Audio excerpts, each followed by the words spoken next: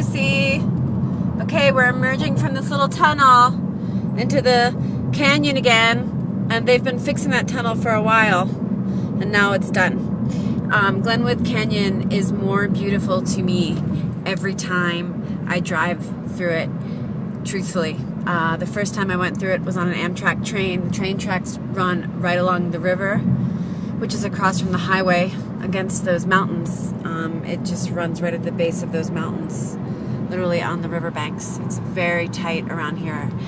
And I couldn't believe that there was another canyon, like the Grand Canyon in the United States. Not that this is a Grand Canyon by any means, as big as that canyon. I just didn't know shit about geology or geography at all. But the more and more I started driving through this canyon, and I'm actually doing the speed limit and now everyone's passing me, I realized how beautiful it was. And so when I knew I was coming back here to work for these 2 weeks, I was thrilled because I knew I would get to drive through this beautiful, beautiful piece of geological activity a couple of times on this trip. It's really incredible here, you know. I love being in Colorado because of the geology, and I love being in Colorado because the vistas are so fucking massive and impressive. And I love the quiet of Colorado and the silence of Colorado. And, you know, I really do believe that some serious shit went on in Colorado geologically, you know, however long ago, obviously, because we have all these beautiful mountains and canyons like that one. And then, you know, all the shit that went down when people, the white people, were settling Colorado and killing the Indians and replacing them, replacing their culture and stealing their culture and killing it off. I think about these things a lot when I'm here, and I wonder what the mountains think about that. That's how I think. I wonder what the mountains think about that. Because the mountains are old friends, and they're witnesses to everything, and they're living history, and I truly believe that. So, good morning to you, my lovely Lucy in London.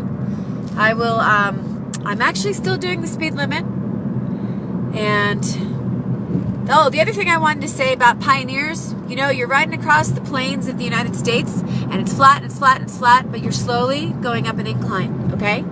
And then imagine they get to Colorado, and they hit Pikes Peak, and they hit, you know, Mount Granby or whatever the fuck it's called, and they look at it and they're like, shit, I have to go over that? So some of the people went over these mountains and continued on to California and to wherever else in the West. And some of the people just stayed right on the Front Range, which is what makes the Front Range, which is where Denver is, so fucking interesting to me also, because you have people waiting there at the base of this giant geological action, you know? And what's the vibe there like? It's a cool vibe, and I love it. A little lonely. Like I said, it's quiet out here.